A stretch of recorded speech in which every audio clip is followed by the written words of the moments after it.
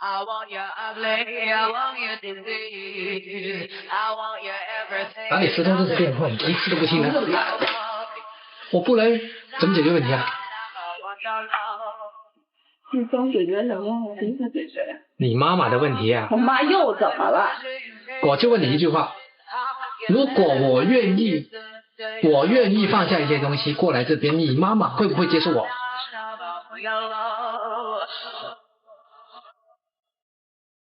这是一个很小的生活场景，被我们的编导拍了下来。如果提炼成一句话的话，其实就是在爱情中，如果有一方妥协了，另一方就真的能够跟他在一起吗？接下来要让我们用掌声请出这对恋人，来，掌声有请。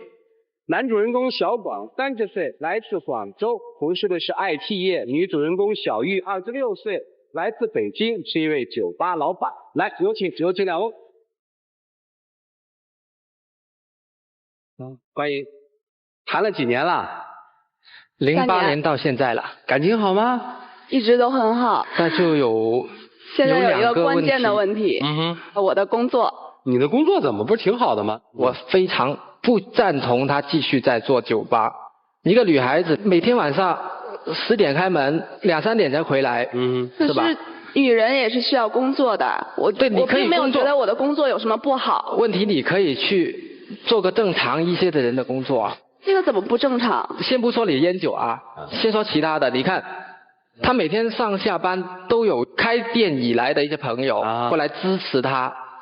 每天就对他毛手毛脚的，如果你女朋友是这样子，你觉得心里舒服吗？我觉得不舒服。我一会儿回答你这个问题哈，你先回答我一个问题，你们俩是在哪儿认识？怎么认识的？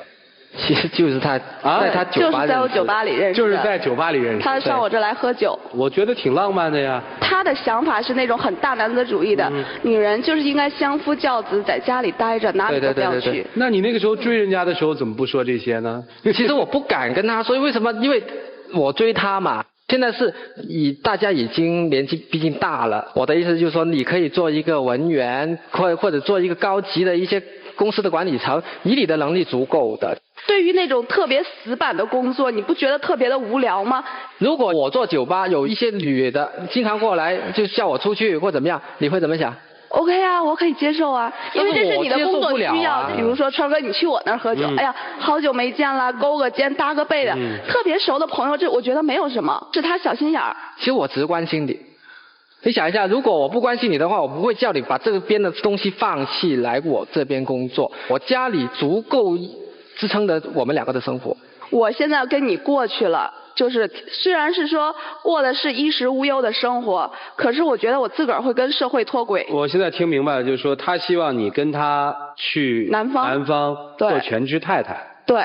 这个只是其中一个爆发点，还有另外一个就是他母亲百般阻挠，今天来了一位他的舅妈去到他家我就看这3个女人一台戏的了。其实我觉得我没有什么不好，你想一下，他就是一个，我觉得就是地域歧视。南方人和北方人真的是在生活上、观点上真的是有很大的差距。我都说他们家3个女人真的很厉害，我简直 hold 不住他们3个的就像一个后宫那样子，有皇太后了，有贵妃了，还有她皇后了，这是完全我是没有办法，我完全没有办法去控制得了这个场面。妈妈为什么反对？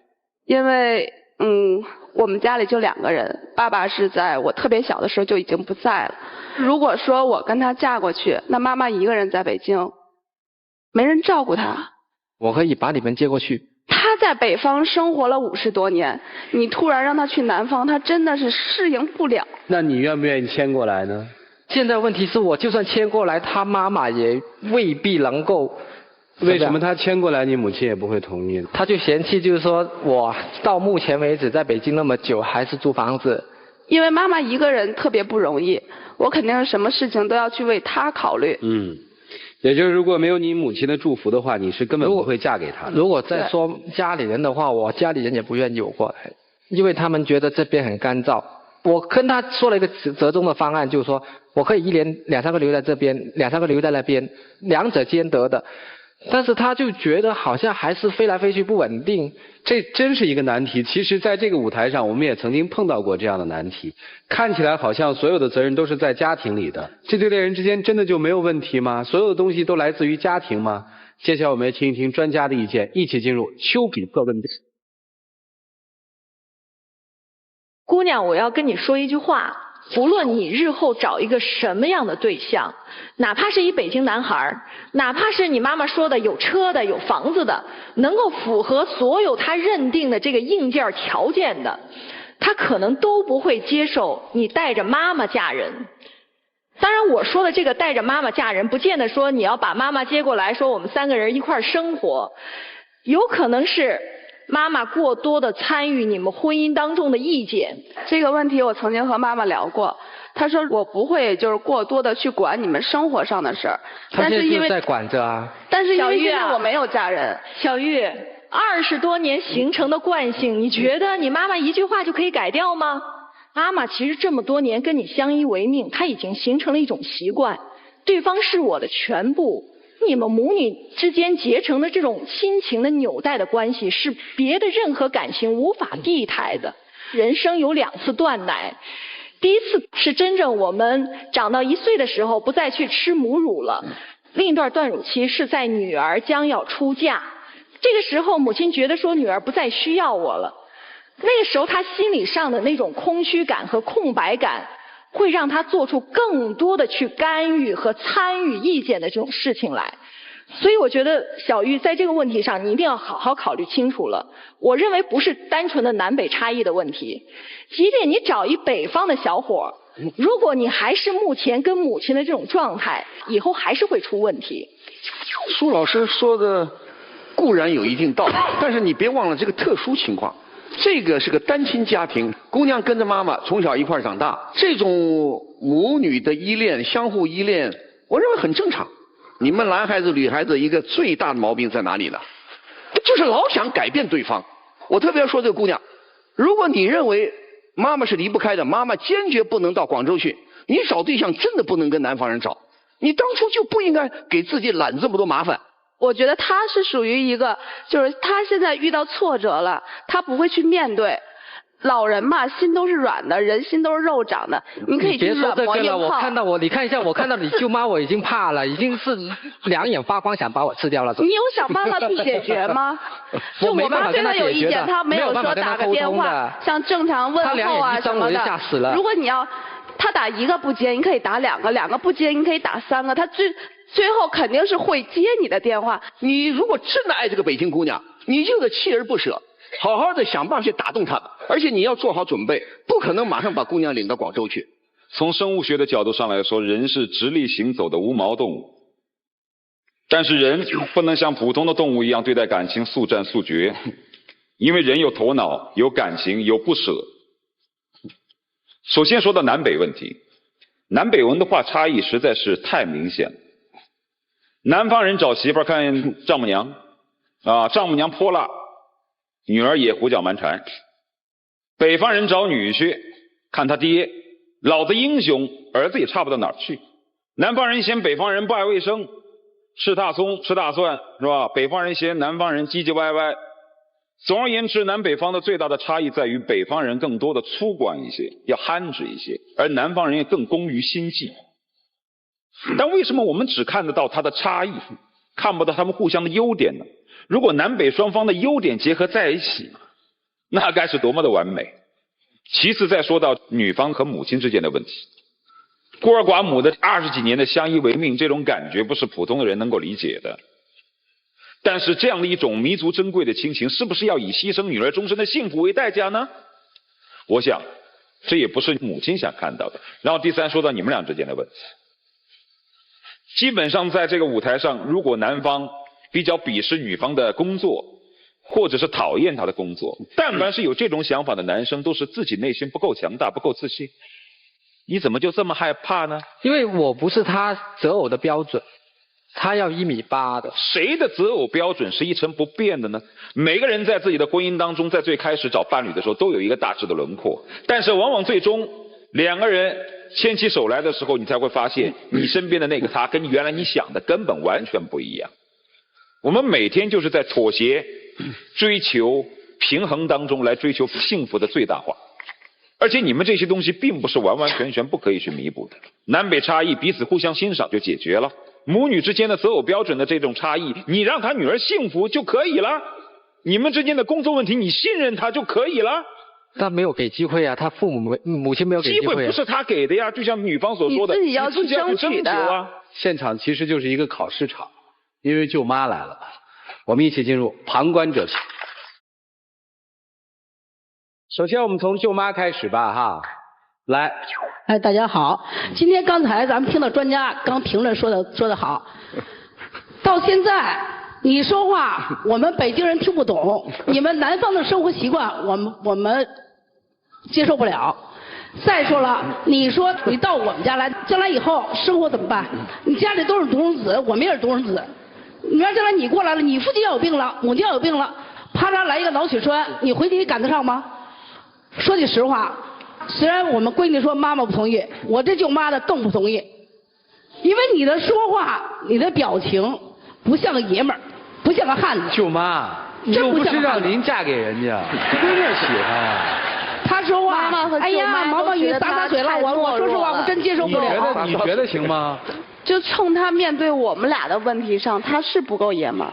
我想说一句话，舅妈啊。真正的男人比的是责任心，真正能担当的男人才是男人，而并不是说个子怎么样，说话怎么样。所以他说话，南方人说话可能你觉得听上去挺不舒服的，洒嘴啦，要不是这，但是一个男人真正的他能不能在关键的时候撑起这个家，能在关键的时候付出自己的真心，奉献出自己的一切，那才是最重要的，知道吗？很多表面上看上去挺高的爷们儿，真正的时候根本不扛事儿，没错，逃得比鬼还快，我告诉你。您说这话我不否认，我们做老人的就从方方面面的考虑，比如年岁越来越大了，对吧？我们需要看病，我们都指着我们的女儿，因为给她培养大了，对吧？我这舅妈无所谓，撇一边。行，妈妈可不同意啊。对，那我接下来问您3个问题。第一，这个小伙子心眼坏吗？说句实话，心眼不坏。哦，心眼不坏。第二，对你女儿到底是好还是不好？我老觉得是一厢情愿。那我现在问你，是一厢情愿还是两情所愿？我不知道。你不知道？你不知道你喜不喜欢他？我真的是被他们搞的。这就问题大了，这就问题大了。你原来真正问题在这儿。我估计我是真的是我夹在中间很为难，把所有的事情搞得我现在只问你呀，你心里对他有没有感觉？你爱不爱他？你喜不喜欢他？爱肯定是有的。那你为什么刚才说我不知道呢？以我的感受，这么多年的感受，姑娘说到现在也是实情，因为姑娘也很纠结，人的感情，我就告诉你，她的犹豫，她的动摇，我们都是可以理解的。看来这个事儿还真是挺难推进的。我们先听听小玉母亲的一个态度吧，来，您希望您女儿找一个什么样的呢？就在北京找一个北京的。我在北京生活了10几年，因为我孩子是从小就在北京长大的。那就是说，他要是也同意留在北京呢？那是不可能的，3年了，人一般般。另外，他在北京也没有房子，没有车，什么一无所有。讲话了，结婚是租房的，那我更不同意。那他俩以后要是就比如说要走到结婚的那个地步，我也不会祝福他的。女方個媽媽即係賣女，唔係嫁女。我请问您，你说什么呢？你说话说普通话，我们听得懂，你妈我们都不知道。哦，那我就说，小玉他妈是用金钱来衡量她的女儿，是用金钱卖女儿，不是嫁女儿。哦，您是这么看的是吧？对。我们不说他母亲的态度哈，我们特别想知道您和您的爱人哈，如果他们要结婚的话，你们有什么要求吗？其实这个事情他们谈了3年，他们都没告诉我们，就是说感情出现了一点问题。我们在广州都有2套房子，他跟他妈妈过来住都没问题的。小玉到广州之后也可以找一份工作是吧？不一定在北京生活。如果现在我儿子说愿意留在北京生活，我也随他去，因为我也不想左右有他喜欢小玉吗？小广这个父亲说这段话，我恰恰觉得你说南方人心眼小吗？愿意来一起生活一起生活，儿子大了就儿子自己想去北京就去北京，没有任何的说我们要怎样。可是主持人，我说实话，咱们说的是将来一生一世，好几十年在他们那边生活就不习惯了，为什么？对吧？生活根本就也不会这样啦，应该你可以就是说在北京过半年，或者在广州过半年，这个也没问题。你看，你要求我们说我们女儿跟妈妈一块儿去到你们生活，那将来你们到我们这儿来北京生活可以吗？也没问题啊，没问题啊。那可以，明儿你就到北京来。冬天的时候你们全家几千到北京来生活，没问题，买房子买车，好吧？可以啊。买房子买车到北京生活。那你现在就慢慢来嘛。我说实话，我问他妈妈，你了解他的妈妈心里的跟他的心情吗？我唔知啊。什么叫老母鸡呀？老母鸡不是，我不知道。我知道不是母鸡。甭管说炖母鸡也好，老母鸡也好。没有人说你母鸡，没有人说你母鸡，知道吗？不是，你也不是母鸡啊，不是这意思，大家听得懂吗？这就是南方跟北方的差异。我觉得不要把一个家庭的这个问题闹到所谓的南北方的这个差异。没有人想骂你。在我们的生活里，我们看到太多的南方姑娘嫁到北方活得很好，很多北方姑娘嫁到南方也不错的。现在我倒觉得小玉你的态度特别的重要。现在看来，你们的情感真不在于坐在那儿的人。不是妈妈同不同意，舅妈不同不同意，而是你们两个人自己坚定不坚定。是小玉有没有说非这个男人我不嫁的一个决心？你想娶我，你想办法，不对呀。是我们两个人想在一起，我们两个人共同想办法，怎么把这个工作给做通。这事儿说到根上，是你们两个人之间的感情道理有没有到真的要谈婚论嫁的那一步。就像赵川老师所说的，你们之间的感情到底到什么程度了？不要我们在这儿干着急。如果你们之间压根没到那程度，我们压根没有必要有这么多争论。其实有些时候，女人在面对这个感情的时候，她只愿意选择那种顺境的爱情，周围人全反对，然后我就会怀疑我是不是挑错了，我是不是爱他的。要跟一个人抛家舍业去南方，那是需要爱的。如果爱的不够深的话，你可能也就是彼此喜欢，上升不到那种刻骨铭心的阶段。而且也体现出你们其实那种逆境的那种爱伤是比较差的。如果你们彼此真的还那么相爱，那我想你们就应该拿出一个共同的方案，在现实生活当中去应对你们面临的困难。其实现在困难就是很简单，怎么让你未来的丈母娘接受你，想清楚，向对方去做一个表达和表白，然后你们自己做选择，一起进入黄金60秒。小玉啊，也许我真的没有给你太多的感动的事情啊。从08年开始到现在，大概有1000多个日夜了，但感觉好像你还没有体会得到我的那种真情。如果有可能的话，今天也是50%吧。然后我希望你给了50%的机会，我重新再来过。我可以放弃一部分可以放弃的东西，可以放弃一部分可以放弃的原则，但我希望你像专家所说的，给做一下家里人的工作，因为真的爱你的。我也考虑了 ，OK， 工作我可以放弃，我可以不做。妈妈只有一个，我爱我的妈妈。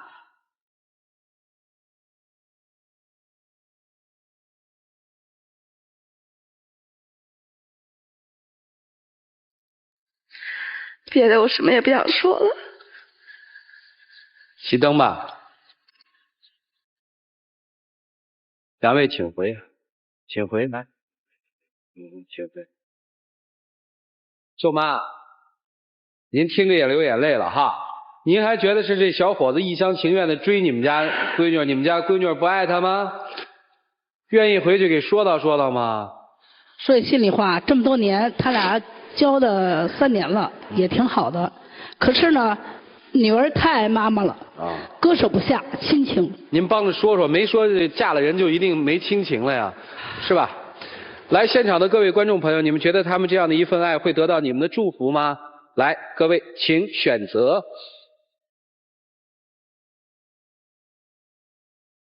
好，现场有64.52%的观众朋友觉得他们应该订婚往前走，因为彼此是爱的，我想有爱会克服掉很多的困难。他们自己是怎么选择的呢？一起来数5个数，来，5、4、3、2、1。请开门。4、3、2、1，请开门。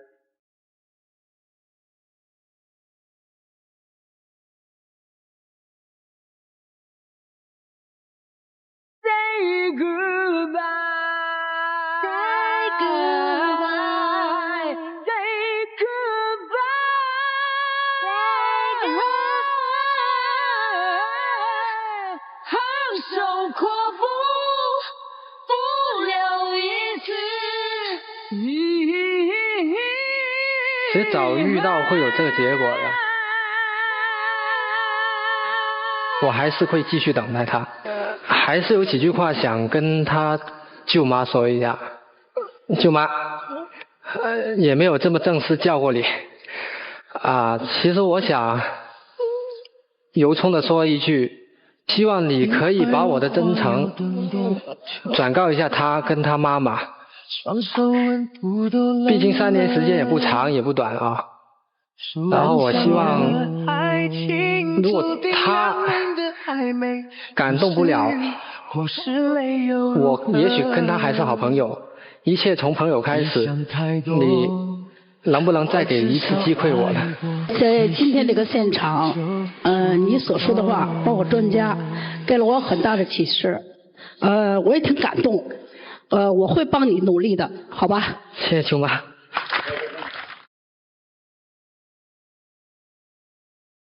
如果跟他之间分了，以后如果再找的话，你还会找北方的女孩吗？我觉得我没有地域方面的差异思想，我会随缘的这个东西。但是现在来说，我暂时不会再找，因为我承诺过我会希望舅妈帮助我去做中间人。我希望未来2、3年可以慢慢感动他们。所以我也想跟这个舅妈说的是，每个人都爱自己的家乡，每个人都以自己的家乡为骄傲，但这并不代表你可以去贬低别人的家乡。任何这种想法都是浅薄和无知的。每个人都爱自己的家乡，任何一个地方都是好地方，只要它孕育了我，给了我爱情，给了我事业上的成功，我们就爱这片土地。不要因为南北差异而去导致一段爱情的丧失。我谢谢。舅妈刚才说被感动了哈，其实当这一幕出现的时候，我相信现场有很多女孩子不是感动，而是会喜欢这样一个男人。他表现了一个男人的成熟，表现了一个男人对爱的一种执着。也今天要特别的谢谢舅妈哈，舅妈已经答应要给你们做一个中间桥梁。我们没有一个人愿意看到一段真的爱情因为其他的非爱的因素、偏狭的理解或者一些所谓的传统的一些理念被终止掉。我们希望这样的爱在现实生活里被延续。谢谢小广的到来，祝你幸福。谢谢。来，请回。